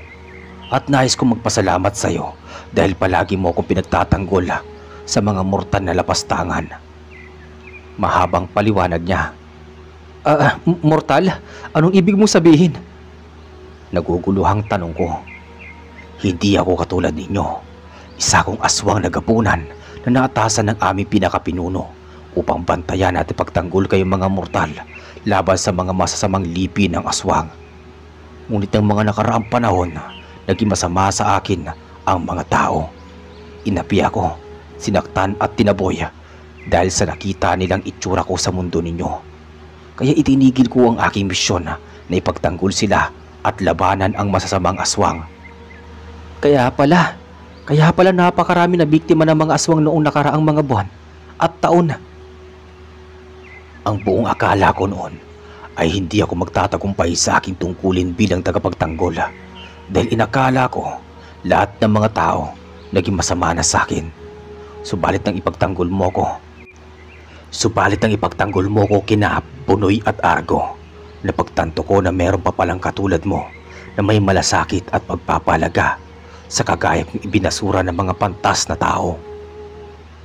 Mahaba at makahulugan niyang tugon. Muli ko siyang tinitigan at bigla ay meron akong naalala bago ako muling nagsalita. Yung itsura at anyo mo, base sa kwento ni tatay noon sa akin na may nagtanggol daw sa kanya at nagligtas laban sa isang aswang. Ganyan na ganyan ang anyo ng nagtanggol sa kanya ayon sa pagkakalarawan niya. Ikaw ba yun, Lolo Melencio? Ikaw ba ang nagligtas sa aking ama? Naluluhang tanong ko. Tumango lamang ang nilalang bago dahan-dahang lumapit sa akin dahil nga sa laki nito ay kinailangan ko pang tumingala upang mas makita siya sa malapitan. Ikaw si Astro? Iyon nga ang pangalan na naalala kong sinabi ni tatay. Narinig daw kasi niya noon nung tinawag ka ng kalaban mo sa ganoong pangalan. Ako nga si Astro, kaibigan, at ngayon alam mo na ang lahat tungkol sa akin. May papangako mo ba na hindi mo to ipapaalam kahit kanino? Ipinapangako ko sa iyo, Astro. Walang sino mang makakaalam ng tungkol dito. Kaibigan at maasahan mo ko. Tuluyan na akong naluha sa mga sinabi niyang iyon matapos ay muli siyang nagsalita na tila tinatantya ang aking sagot. Wala kang pagsasabihan kahit ang iyong mga magulang at mahal sa buhay. Makakaasa ka, Lolo. Astro. Kasunod nun ay yumuko siya at iniabot sa akin ang isang bagay na maliit na hugis dila na pinatuyo. Kunin mo to, kaibigan. Iyan ang anting-anting ng buto ng puting kasoya. Kapag hawak mo yan, nasa iyong bulsa ay hindi ka malalapitan ng anumang masasamang nilalang. Nagtataka man at hindi pa rin makapaniwala ay kinuha ko yun at isinilid sa aking bulsa na suot na salawala. Nasa ganoon kaming tagpo nang marinig ko ang malakas na sigaw ng aking nanay Pilar mula sa di kalayuan. Tila nangihingi ng saklolo. Astro, tinig yun ni nanay. Mukhang nasa panganib siya. Tila alam ko na kung ano ang nangyayari. Huwag na tayo mag-aksaya pa ng panahon bago pa sila tuluyang mapahamak ng iyong ama. Doon ay nakita ko na hawak-hawak si nanay ng isang nilalang na mahaba ang buhok at natatakpan ang muka na tanging mga mata lamang ang kita. Kulay pula ang mga mata nito at may mga mahabang kuko. Meron din itong isang sungay sa may ulo na nakaturo pataas. At ang katawan nito ay nangingintab sa kaitiman at animoy pinahiran ng grasa. Si tatay naman ng mga sandaling yon ay tila ipinako ang mga paa sa isang sulok ng aming bahay habang hawak-hawak ang lumang gulok sa kanyang isang kamay at may mga asin naman sa kabila niyang palada. Inay! Tay! Nag-aalalang sigaw ko. Paulo, anak, huwag kang lalapit. Lubang mapanganib ang aswang na yan. Hiyaw ni tatay. Pero paano po si nanay, tay? Ngunit bigla ay nakita kong parang unti-unting bumitaw kay nanay ang aswang at para bang nasasaktan ito na inaatake ng hindi nakikitang nilalang. Matapos ay narinig ko ang isang nakakakilabot na tinig mula sa aking likuran. Bitawan mo siya, Rakim. Kung ayaw mong gawin kong abo, itong alaga mong sigbin. Nang lingunin ko yon ay nakita ko si Astro na hawak ang isang hayop na kawangis ng isang aso, ngunit mas pangit at nakakatakot ang itsura. Pinatay mo ang asawa ko, Ordon Astro. Kaya ngayon, kailangan magbayad ang mga mortal na ito dahil sila ang pinapaligan mo. Mamili ka, Rakim, ang buhay ng alaga mo o pakakawalan mo ang taong hawak mo. Tila nang iinsultong tanong ni Astro sa aswang. Kaagad na pabalyang binitawan ni Rakim si nanay at halos madapa pa iyon. Mabuti na lamang at maagap si tatay at kaagad siya nito nga nasalo. Kasunod nun ay patakbo akong nagtungo sa kanila at nagsama-sama kami sa isang sulok ng bahay. Ngayon, Asro, pakawalan mo ang alaga kong sigbin. Tumupad ka sa kasunduan natin. Maya-maya ay nakita kong itinaas ni Asro sa ere ang sigbin na hawak nito. Tila wala na iyong buhay at wala ng habas na pinupunit niya. Naanimoy isang papel lamang at pinaghiwa-hiwalay ang katawan. Matapos ay hinagis niya yun sa lupa at gumulong-gulong patungo sa paanan ni Rakima. Hindi, nilinlang mo ko, Asro.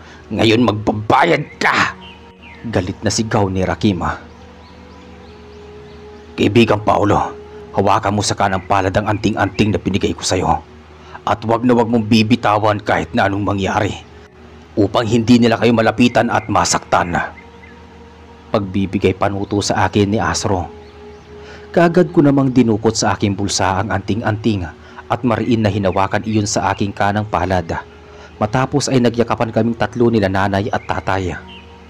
Kasunod nun ay nakita kong sumugod na galit si Rakima kay Asro. Nagbanggaan ang kanilang mga katawan at doon ay inilabas ni Rakima ang kanyang ulo na kanina ay nakatago sa kanyang mahabang buhok. Matulis ang dalawa nitong pangil at malaki ang mga nakaluwa na mga mata. Mahaba at patulis ang dila nito na animoy isang tiktik. Sinubukang hablutin ni Rakima ang malaki at matangkad na katawan ni Asro, ngunit nabigo siya. Sa halip ay isang hila lamang sa kanya ni Asro sa leeg ay kaagad iyong humiwalay mula sa kanyang katawan, ngunit tila hindi pa rin iyon nawawala ng buhay kahit pahalos isang darili na lang ang nakadugtong sa katawan at ulo nito. Malakas na inihagis ni Asro ang buong katawan ni Rakima matapos iyong buhatin. Tumalsik iyon sa malayong lugar hanggang sa hindi na nakita. Ngunit wala pang isang segundo ay tila isang hangin iyon na nakabalik sa sumugod sa kinaroroonan ni Asro at kahit pa nakalaylay ang ulo nito mula sa katawan. Tinamaan si Asro ngunit hindi siya natinag. Tumalbog lang si Rakim pabalik sa lupa. Ilang saglit lang ang lumipas ay isa na namang nilalang ang sumugod. Mas maliit iyon kumpara kay Rakim ngunit malaki ang bulto ng pangangatawan. Maraki ang tiyan at walang anumang buhok. Ang mata nito ay nag-iisa lamang sa gitna ng kanyang ulo. At ang mga ngipin ay kawangis ng talim ng ngipin ng buhaya. Umakyat iyon sa balikat ni Asro.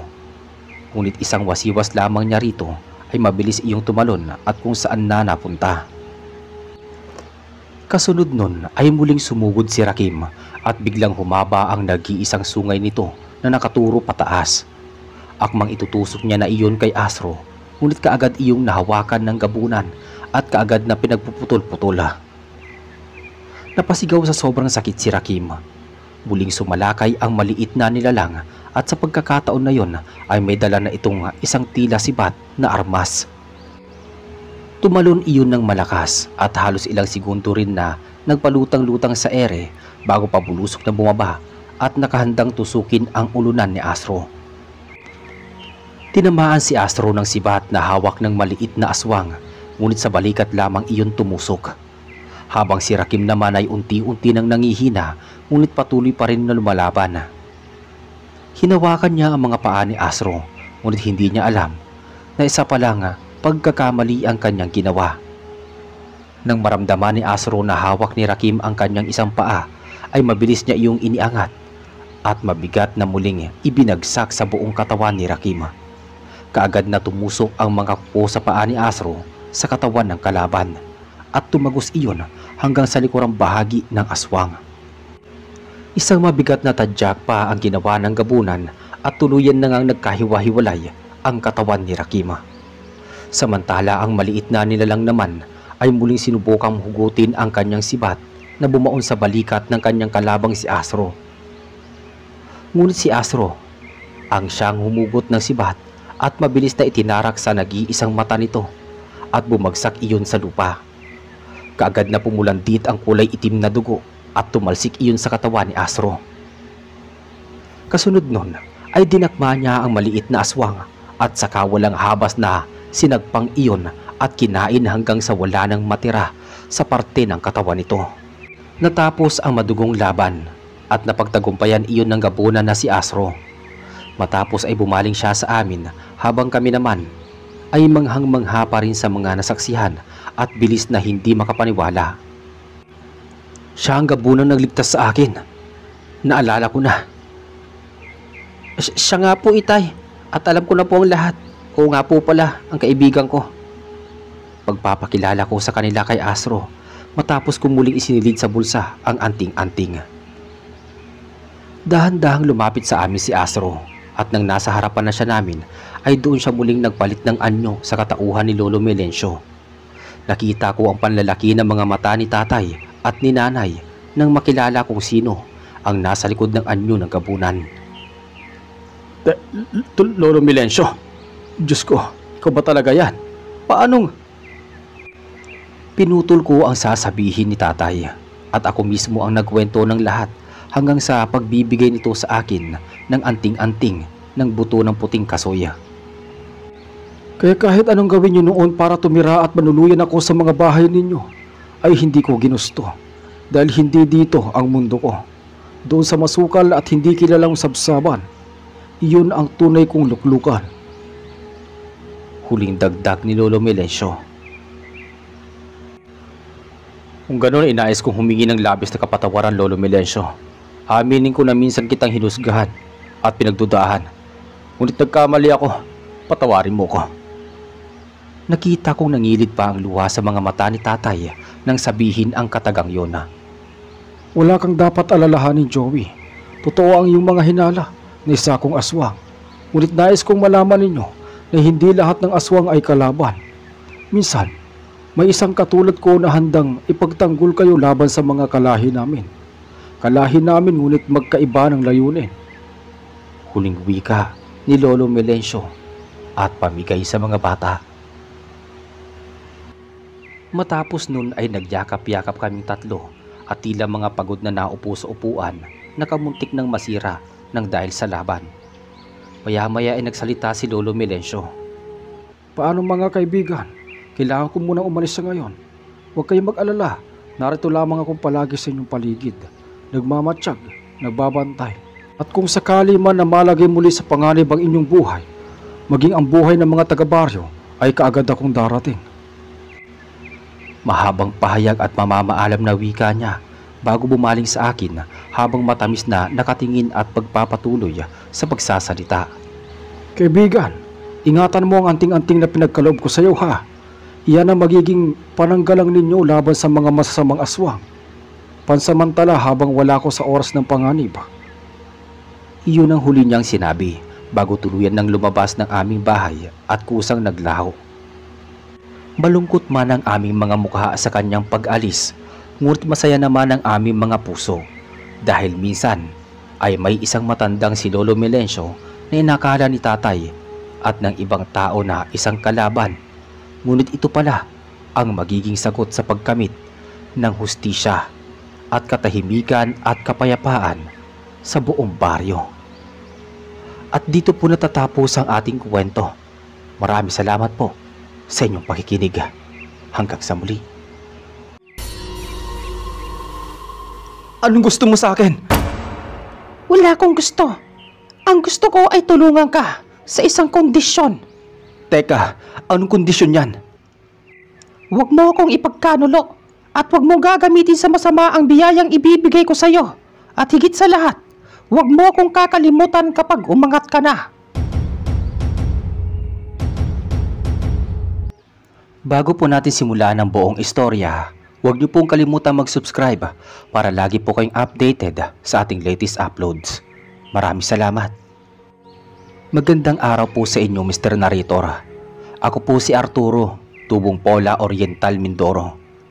Matagal ko na pong gustong ibahagi ang kwentong ito na hanggang ngayon ay bumabalik pa rin sa aking alaala, lalo na tuwing gabi kapag tahimik na ang paligid. Hindi ko po ito ginawa para sumikat o magpasikat man lang. Gusto ko lang ikwento ang karanasan ng kababata kong si Romano. Sana po ay inyong mapakinggan. Ano bang silbi ng buhay ko, ha? Wala na sa aking natira. Pati ba naman ikaw, iiwanan mo na ako? Sigaw ni Romano habang hawak-hawak ang isang lumang litrato nila ng dating nobyang si Wenny. Nakaupo siya sa ilalim ng punong mangga sa gilid ng palayan. Basang-basa ng ulan at nanlilimahid sa putik ang kanyang damit. Isang taon ang lumipas mula nang tuluyang magsara ang kanilang maliit na tindahan sa may palengke sa bayan ng Pola. Nabaon siya sa utang matapos sunod-sunod ang pagkakautang ng mga suki niyang hindi na nakabayad at pagkasunog pa ng ilang paninda dahil sa mahinang kuryente. Unti-unting nawala ang lahat sa kanya. Una ang kabuhayan, sumunod ang tiwala sa sarili at sa huli, si Weni, ang kasintahan niya. Sa edad na 31, wala na siyang trabaho, bahay o kapiling. Umalis si Weni at sumama sa isang OFW na taga Batangas. Iniwang siyang wala ni isang sintimo sa bulsa. Diyos ko, kung may awa ka pa sa akin, kunin mo na lang ako. Sambit ni Romano habang naglalakad papunta sa malalim na bahagi ng ilog at tinatawag ng mga taga roon na ilog na Binalbagan. Wala nang direksyon ng kanyang mga paa. Ang tanging nasa isip niya ay tapusin na ang lahat-lahat. Ngunit bago pa man siya makalapit sa gilid ng ilog, may biglang umalingaw-ngaw na boses. Hoy ikaw! Huwag kang magpakalunod! Sayang ang buhay mo! Napalingon si Romano, ngunit wala siyang nakita. Akala niya ay bunga lang iyon ng pagod at gutom. Umiling siya at nagpatuloy sa paghakbang. Aba! Sinabi ko nang huwag ka munang lumusong dyan! Muling sigaw ng tinig, pero sa pagkakataong ito'y mas malapit na. Teka, sino nagsasalita? Napamulagat siya nang makita ang isang nilalang na nakatayo sa ibabaw ng isang batong bilog. Maliit ito, halos hanggang tuhod lang niya ang taas pero suot-suot ang parang kasuotang katulad ng nasa mga dato sa lumang panahon. May sintas na ginto at pulang kapa. Malaki ang kanyang itim na mga mata at singkit ang mga ngiti. Huwag kang matakot! Isa akong duwende! Ako si Lakim!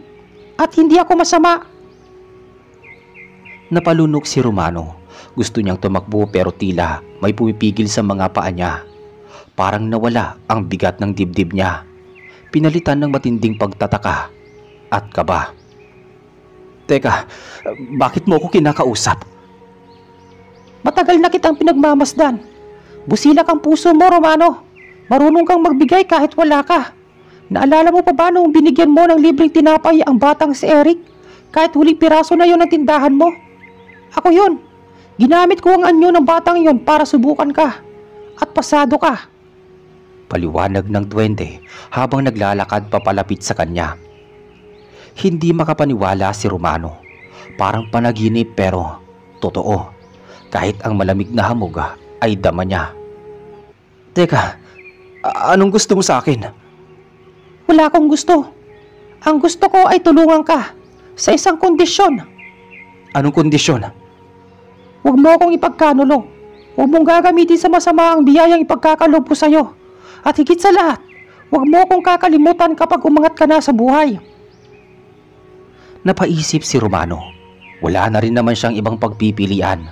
Kaya tumango siya at sa simpleng pagtango niyang iyon, nagsimulang magbago ang kanyang kapalaran. Kinabukasan nagising si Romano sa kanyang lumang papag. Akala niya panaginip lang ang lahat, pero pagmulat ng kanyang mata, may nakita siyang maliliit na supot na gawa sa pinong abaka sa tabi ng kanyang unan. Binuksan niya iyon at laking gulat niya nang makita ang 5 piraso ng gintong baryang luma. Parang mula sa panahon ng Kastila, may kasamang maliliit na papel. Ipagbili mo ito sa tamang panahon. Simula na ito ng pagbangon mo. Kahit nag-aalangan, dinala niya ang mga barya kay Mang Moro, isang matandang albularyo na may kaalaman din sa mga sinaunang bagay. Mang Moro, totoo po ba tong mga to? Tanong niya habang nilalatag ang mga barya.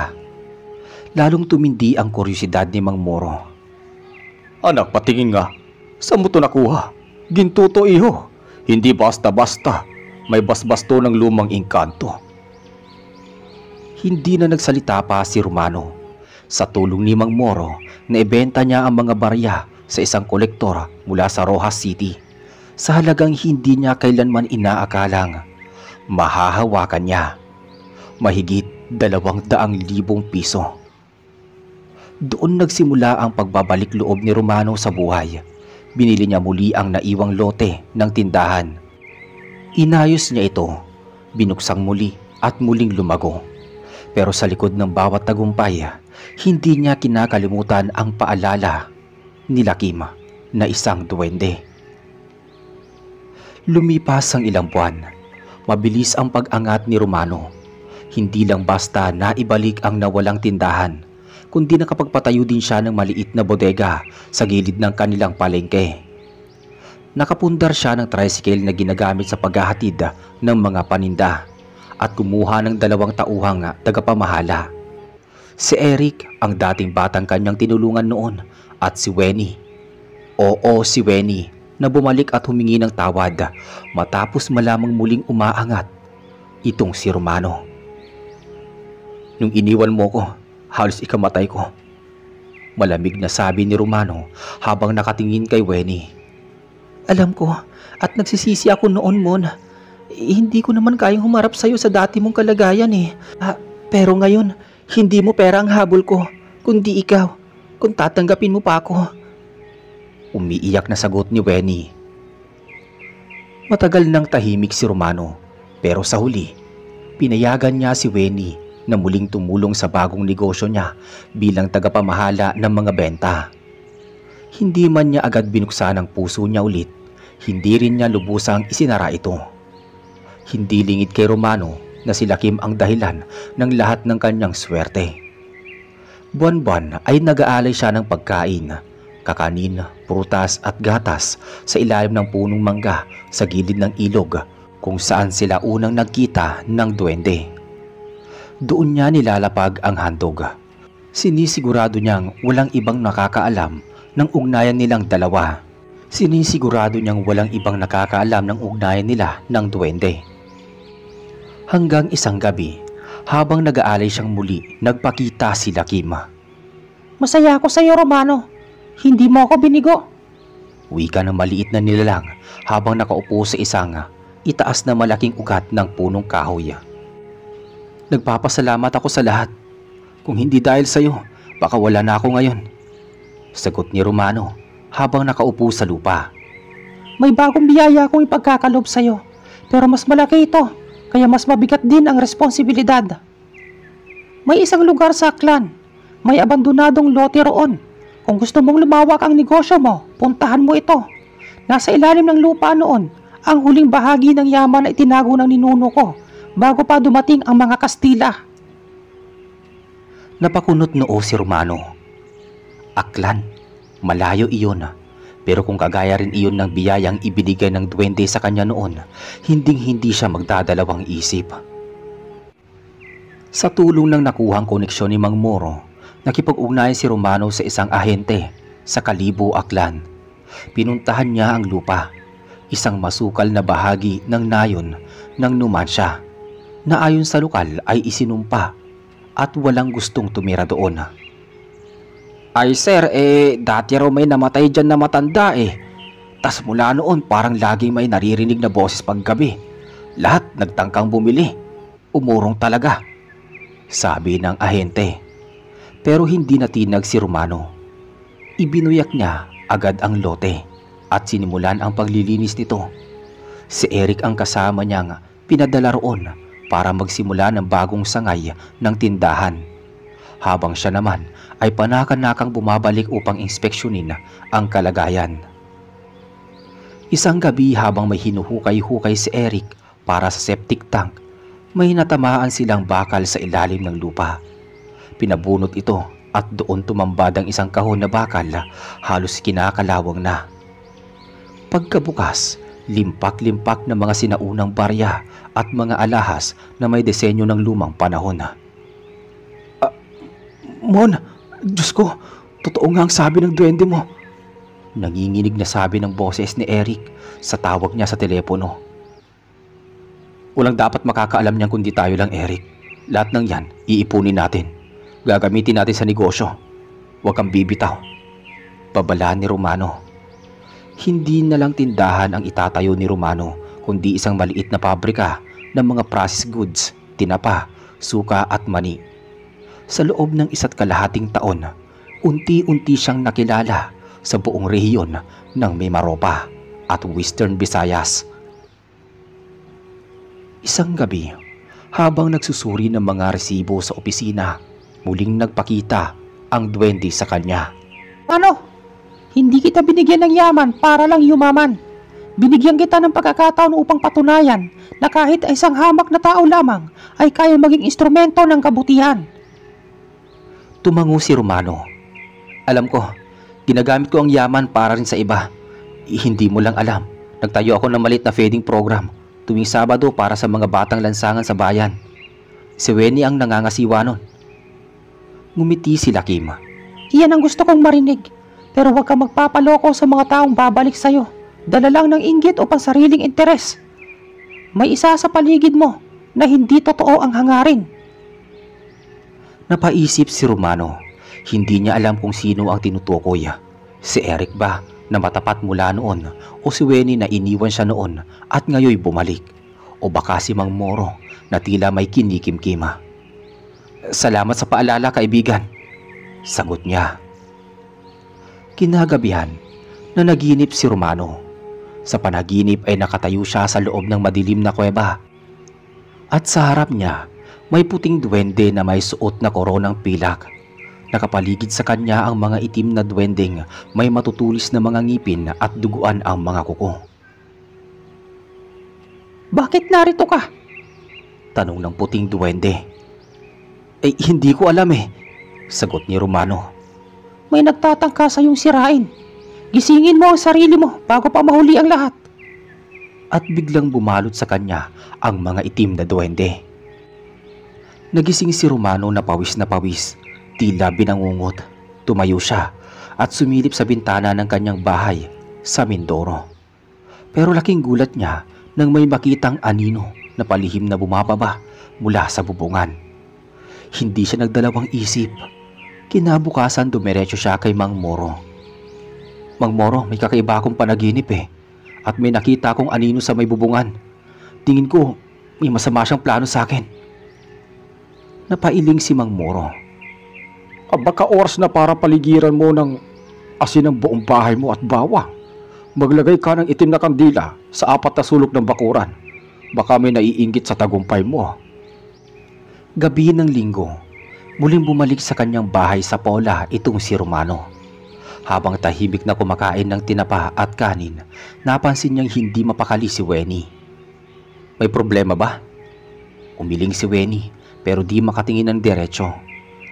Wala, pagod lang siguro. Ngunit may kutob si Romano. Mula nang makita ang anino sa bubungan, naging alerto na siya. Sinunod niya ang bili ni Mang Moro. Nilagyan niya ng asin ang paligid ng bahay. Isinabit ang bawang sa may pintuan at nagtayo ng 4 na itim na kandila sa 4 na sulok ng bakuran. Gabi-gabi ginugulo siya ng mga panaginip. Laging naroon ang mga itim na duwendeng may pulang mga mata. Laging bumubulong sa dilim. At sa bawat panaginip, may lumalapit na babae. At ang mukha nito ay si Wenny. Minsan madaling araw, naalimpungatan si Romano sa paggalaw ng tauhan niya sa labas. Eric? Tawag niya. Mon, pasensya ka na. Di ko sinasadyang mag-ingay Kanina pa ako dito sa labas. May nakita kasi akong dumaan dito sa likod ng bahay niyo. Akala ko magnanakaw Sagot ni Eric habang may hawak na gulok. Teka, saan banda? Tanong ni Romano. Doon sa may puno ng nyug, pero bigla rin nawala. Nagkatinginan silang dalawa. Parehong alam na may kakaiba. Kaya kinaumagahan, muling humingi ng tulong si Romano kay Mang Moro. Romano, may nagpapanggap sa paligid mo. Isa siyang alagad ng itim na duwende. Hindi mo siya basta-basta makikilala sa anyo. Pero mabubunyag yan sa pamamagitan ng panalangin. Ano pong dapat kong gawin? Sa kabilugan ng buwan, maglagay ka ng basong itim sa gitna ng hapagkainan. Sa ilalim ng baso, ilagay mo ang litrato ng mga taong madalas mong kasama. Tumitig ka sa tubig habang sinasabi ang dasal na ito. Itinuro ni Mang Moro ang maikling panalangin sa di mapaliwanag na paraan. Tila may malamig na hangin na dumaan sa katawan ni Romano habang ito'y kanyang binabasa. Pagsapit ng gabi ng kabilugan ng buwan, ginawa niya ang bilin. Isa-isang nilatag ni Romano ang litrato ni Eric, ni Mang Moro at ni Wenny. Binasa niya ang dasal habang nakatitig sa tubig. Sa una malinaw ito pero pagdating ng ikatlong ulit ng dasal, biglang lumabo ang tubig at unti-unting lumitaw ang imahe ng mukha ni Wenny sa tubig. Pero may kakaiba. Ang mga mata nito'y pula at ang bibig ay may matutulis na ngipin. Napatras si Romano. Gumuho ang loob niya. Hindi pwede. Hindi pwedeng si Winnie. Ngunit totoo na ang kinakatakutan niya. Si Wenny, ang babaeng minsan niyang minahal, ang babaeng bumalik sa kanya, ay hindi na pala ganap na tao. Kinabukasan, hindi nagpakita si Wenny. Umabot ng 3 araw at gabi na wala ito sa bahay. Pinuntahan ni Romano si Eric para magtanong. Eric, nakita mo ba si Wenny? Hindi mo ni. Akala ko nasa bahay lang. Bakit, may nangyari ba? Hindi agad nagsalita si Romano. Ayaw niyang isama si Eric sa panganib, kaya siya na lang ang tumuloy sa isang lumang bahay sa tabi ng tabing dagat, kung saan daw pansamantalang tumutuloy itong si Wenny. Habang papalapit siya sa bahay, naramdaman niya agad ang kakaibang lamig sa hangin. Bawat hakbang ay parang lumulubog siya sa putikan kahit tuyot ang lupa. Pagbukas ng pinto, isang puting pusa ang tumakbo palabas. Pagsilip niya sa loob, nakita niya si Wenny. Nakatalikod, nakaupo at tila may binubulong. Wenny? Biglang tumigil sa pagbulong si Wenny at dahan-dahang humarap. Ang mga mata nito'y pulang-pula at ang balat ay tila nangingitim. Alam mo na, Romano, hindi ko sinasadyang mapabilang sa kanila eh. Nang iniwan kita noon, wala na akong mapuntahan. Tinanggap nila ako pero may kapalit. Niloko mo ko. Niloko mo ko. Hindi kita niloko, mahal kita. Minahal kita. Pero mas malakas ang kapangyarihan nila eh. At ngayon, gusto ka nilang mapasakan nila. Gusto ka nilang gamitin para dumami ang kayamanan at kapangyarihan nila. Laking gulat ni Romano nang biglang lumabas sa likod ni Wenny ang isang itim na duwending may mahabang kuko at mga matang nagniningas. Isuko mo ang yaman mo, Romano. Sa amin yan nanggaling. Huwag kang sakim. Bumigat ang hangin sa loob ng bahay. Parang may humahawak sa kanyang dibdib. Hindi siya makagalaw, ngunit biglang sumilay sa likuran ang isang liwanag. At doon sa sulok ng madilim na ay lumitaw itong si Lakim. Hindi mo sila dapat katakutan, Romano.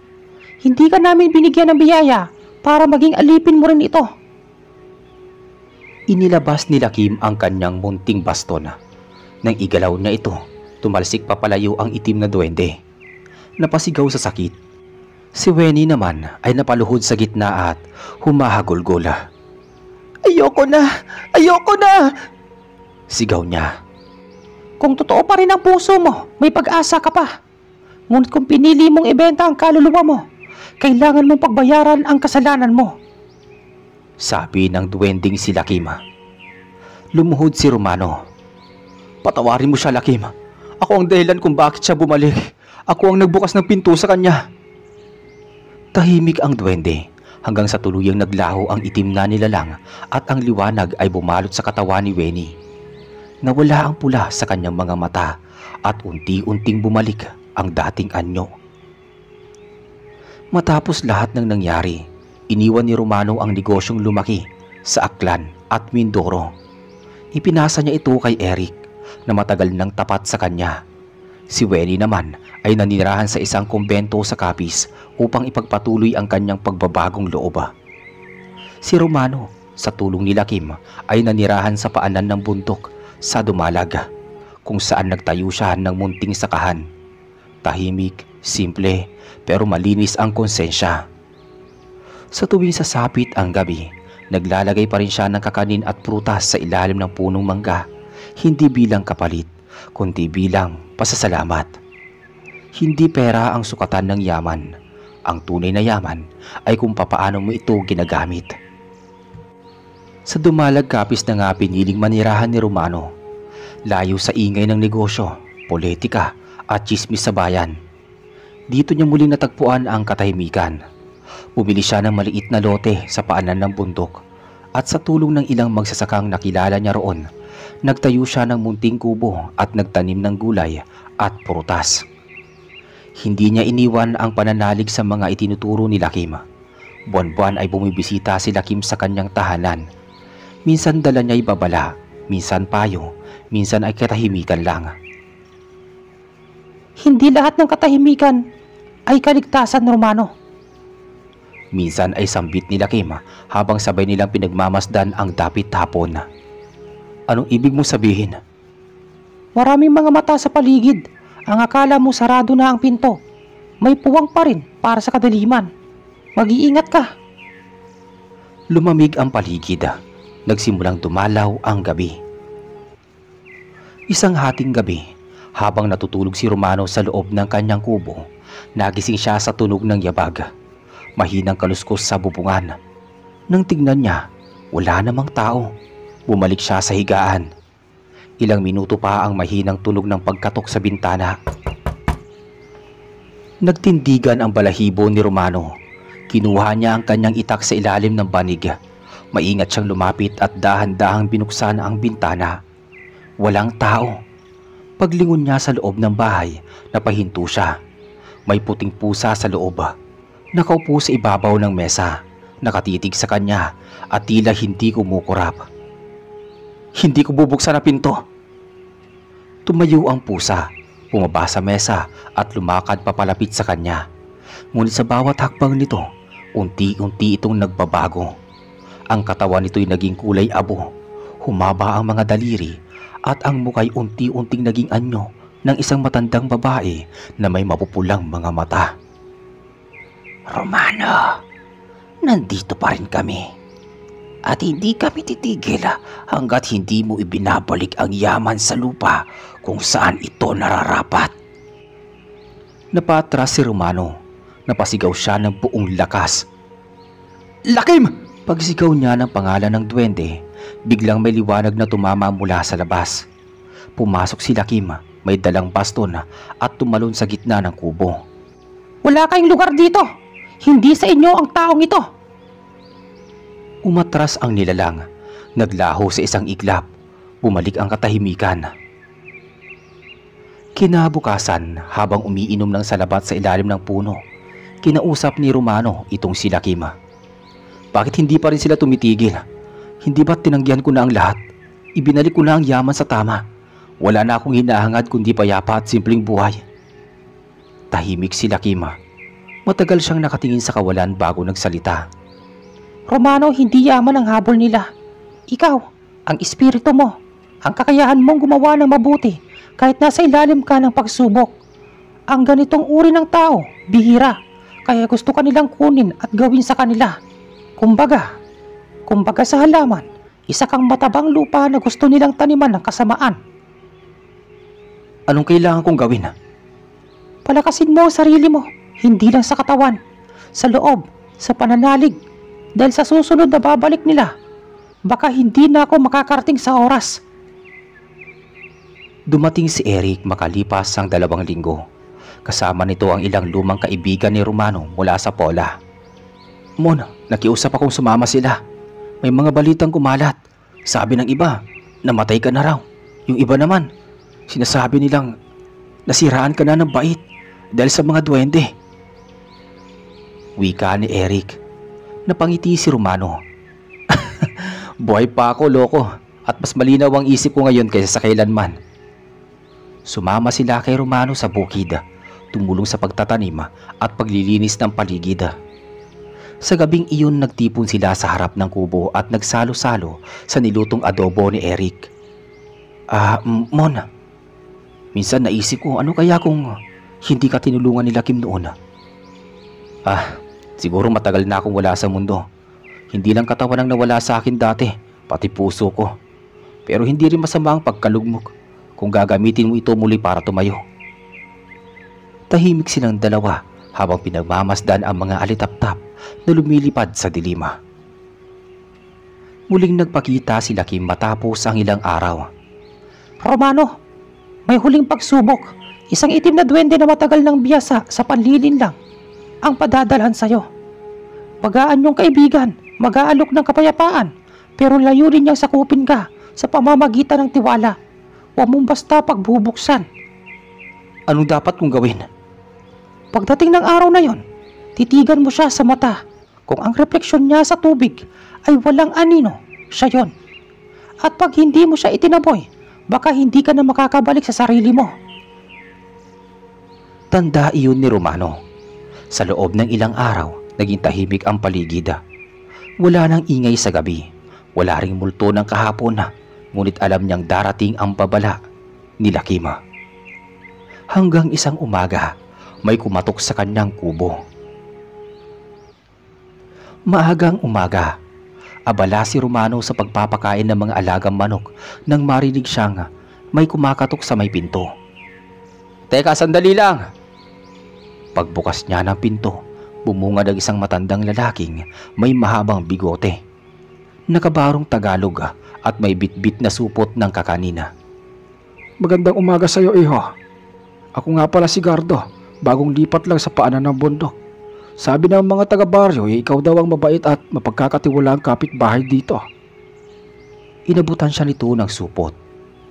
Pasalubong ko, suman at kutsinta. Sana tanggapin mo. Tila wala namang masama, maayos ang kilos, magalang ang boses, ngunit may kumislot sa pakiramdam ni Romano. Naalala niya ang huling bilin nila Kim. Pinapasok niya ang matanda sabay silang naupo sa papag. Tinimplahan niya ito ng salabat. Tahimik silang nagkwentuhan ng ilang minuto. Ngunit sa bawat sagot ni Gardo, tila may kulang. Para bang may tinatago sa likod ng bawat ngiti. May tubig ka ba, iho? Parang natuyan kasi yata ang lalamunan ko. Tumango si Romano at kumuha ng baso ng malamig na tubig. Habang inaaabot niya ito sa matanda, mabilis niyang nilingon ang salamin sa may nakasabit sa dingding. Tumama ang liwanag ng araw sa baso, pero walang refleksyon ng matanda sa tubig. Nanlamig ang buong katawan ni Romano. Hindi niya ipinahalata ang kanyang pagkakabigla. Tahimik siyang bumalik sa upuan at saka dahan-dahang itinulak ang baso papalapit kay Gardo. Uminom na po kayo. Ngunit hindi hinawakan ng matanda ang baso, bagkus gumiti ito ng pilit. Alam mo, Romano, sayang ka. Sayang ang talino mo, ang yaman mo, ang impluwensya mo sa mga tao. Sana'y ginamit mo ang lahat ng yan para sa tunay na kapangyarihan sa amin. Hindi ako kailanman naging sa inyo. Biglang tumayo si Gardo. Ang anyo nito'y unti-unting nagbago. Ang balat ay naging kulay uling, ang mga matay pumula, at ang mga kuko'y humaba. Isang itim na duwende sa anyo ng tao. Nagkamali ka ng pagpili, Romano! Sigaw ng nilalang matapos magpalit ng anyo. Tumayo si Romano. Kinuha ang asin na nakatago sa ilalim ng mesa at sabay inihagi sa nilalang. Ayoko ng kapangyarihan, may kasamang kadiliman. Napahiyaw sa sakitang duwende. Nagsimulang umusok ang balat nito at saka naglaho sa isang alingas-ngas ng hangin. Gabi na nang bumalik si Kim sa kanyang kubo. Tahimik itong naupo sa upuang kawayan habang si Romano ay tahimik na nagbubuhos ng tubig sa apoy. Matapang ka, Romano. Ikinararangal kita. Sabi ni Kim. Hindi ko kakayanin kung wala ka. Hindi totoo yan. Sa simula pa lang, ikaw na ang may kakayahan. Ako lang ang naging gabay mo. Pero ang mga desisyon, lahat ng yon, ikaw ang pumili. Tahimik lang silang pareho hanggang sa nagsalita muli ang duwende. Panahon na para ako'y magpaalam. Anong ibig mo sabihin? Ang tungkulin ko sa iyo ay tapos na. Malaya ka na sa mga pagsubok. Hindi ibig sabihin na wala ng panganib. Pero ngayon, Alam mo na ang tama sa mali. Alam mo na ang halaga ng yaman at ang kapalit nito. Tumayo si Lakima, lumapit kay Romano at iniabot ang isang maliit na supot. Ano to? Binhi yan. Itanim mo sa likod ng bahay mo. Sa tuwing kailangan mo ng gabay, doon ka lamang humarap. At sa huling pagkakataon, ngumiti si Lakima. Unti-unti siyang naglaho sa liwanag ng buwan, kasabay ng pagaspas ng malamig na hangin. Kinabukasan, itinanim ni Romano ang binhi sa lupa sa likod ng kanyang kubo. Araw-araw na itong dinidiligan. Sa paglipas ng mga linggo, tumubo ito. Isang maliit na puno nga may daong hugis bituin at amoy ng kampupot. Sa tuwing may bumabagabag sa kanyang damdamin, nauupo siya sa ilalim ng punong iyon. Doon siya nagdarasal, nakikipag-usap sa sarili at nagsusumbong sa katahimikan ng gabi. Dumadalaw pa rin si Eric paminsan-minsan at minsan isinasama ang ilang batang katulong sa kanyang bagong tindahan sa Aklan. Si Weni, bagamat tuluyan ng lumayo sa buhay ni Romano, ay paminsan-minsan ay nagpapadala ng sulat mula sa kumbento. Wala nang galit si Romano sa kanyang puso. Napalitan na ito ng pasasalamat sapagkat mula sa lahat ng sakit, natutunan niya muling maniwala sa kanyang sarili. Lumipas ang 3 taon. Si Romano ay kilala na sa kanilang lalawigan, hindi bilang isang negosyanteng mayaman, kundi bilang isang simpleng magsasakang nagbibigay ng libreng bigas tuwing pista. Nagtuturo sa mga bata ng pagsasaka at tagapayo ng mga kabataan. May mga nagsasabing kakaiba pa rin ang kanyang kilos, na tila laging may kinakausap sa ilalim ng puno. May ilan na nagtatangkang lapitan ng puno pero palagi may humaharang na malamig na hangin. Sa tuwing tinatanong si Romano kung saan galing ang kanyang talino sa pamumuhay at pagharap sa pagsubok, palagi niyang sagot ay ganito: may kaibigan lang ako nagturo kung paano maniwala sa aking sarili at sa kabutihan syempre. Isang dapit hapon, habang nakaupo si Romano sa ilalim ng punong itinubo mula sa binhing iniwan ni Lakim, napansin niyang may batang lalaki na nakatayo sa may bakod. Marumi ang damit nito, may hawak na supot ng nyog at nag-aalangan kung lalapit ba o hindi. Halika rito, iho. Gusto mo bang kumain? Mainit pa. Dahan-dahang lumapit ang bata at naupo sa tabi niya. Tahimik itong kumakain nang matapos nagpasalamat at ibinigay kay Romano ang nyog. Pasalubong ko po yan. Salamat po sa pagkain. Ngumiti si Romano. May nakita siya sa mga mata ng bata, tila kabutihang pilit na bumabangon sa gitna ng kahirapan.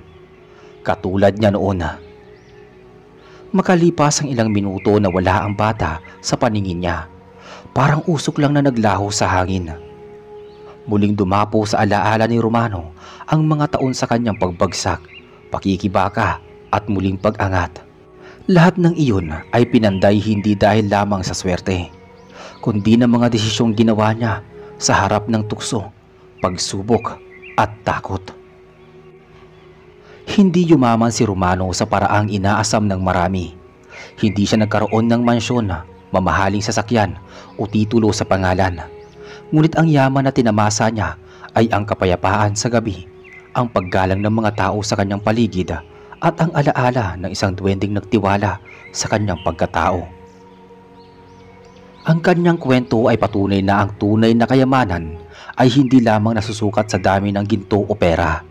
Ito ay nakikita sa kakayahang mananatiling tapat sa sarili, sa pagyakap sa kabutihan at sa paninindigan sa tama kahit maraming tukso. Ang kwento ni Romano ay nagtuturo sa atin na ang kahirapan ay hindi katapusan ng lahat.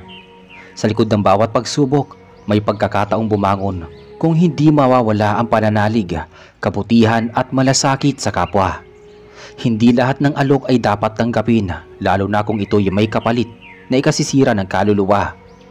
Ang tunay na yaman ay pagkakaroon ng malinis na puso at mapayapang kalooban. Sa mundong puno ng tukso at inggit, ang pinakamahalagang kayamanan ay ang pagkataong hindi nabibili ng ginto. Maraming salamat po sa inyong pakikinig. Kita-kits tayo sa susunod na kwento.